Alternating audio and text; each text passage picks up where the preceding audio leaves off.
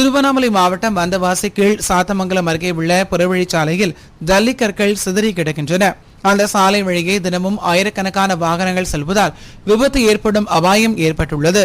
எனவே சம்பந்தப்பட்ட நிர்வாகத்தினர் அளவுக்கு அதிகமாக ஜல்லிக்கற்களை ஏற்றி செல்லும் லாரிகளை கண்காணித்து நடவடிக்கை எடுக்க வேண்டும் என கோரிக்கை விடுத்த சமூக சேவகர் ஒருவர் மண்வெட்டி கொண்டு ஜல்லிக்கற்களை அப்புறப்படுத்தினார். என் பேர் ஜெய்சங்கர் மணியனுங்க. நான் சமூக ஆர்வலர். இந்த ரோட்டில் பார்த்தீங்கன்னாக்கா ஒரு வாரமாக ஜல்லி கொட்டி கிடக்குது.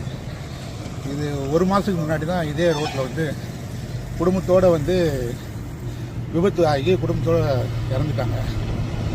இது பார்த்தீங்கன்னாக்கா கவர்மெண்ட் தருகுதா இல்லையோ, அரசாங்கம் தருகுதா இல்லையோ, தனியார் முதலாளிகள் இந்த மாதிரி முதலீட்டாளர்கள் வந்து சமூக அக்கறையோடு செயல்படணும். அந்த பாடிக்கு மேலே வந்து கொண்டு போகிறாங்க ஜல்லியை. அதை வந்து வேகத்தாடியிலேருந்து என்ன பண்ணிங்கனாக்கா அந்த ஜல்லி வந்து கீழே கொட்டுது. இது இங்கே மட்டும் இல்லை, எல்லா இடத்துலையும். போன மாதம் வந்தவாசி நகராட்சி ஃபுல்லாகவே டவுன் ஃபுல்லாகவே அந்த ஜல்லி கொட்டிக்கிட்டு. இது வந்து இந்த மாதிரி சமூக அக்கறை இல்லாத ஓனர்களுக்கு முதலீட்டாளர்களுக்கு வந்து அனுமதியே கொடுக்கக்கூடாது. இதனால் நிறைய விபத்தாகுது. இங்கே பாருங்கள், இது வந்து ஒரு வாரமாக இருக்குது. நானும் இந்த சாலையில் தான் பயணிச்சிருக்கேன். இது முந்தினத்து கூட ஒருத்தர் வந்து விழுந்துட்டார். இந்த இடத்துலேருந்து 2 வீலரில் போக முடியல, 4 வீலரில் போக முடியல, நிறைய ஆபத்தாகுது, ஆக்சிடென்ட் ஆகுது.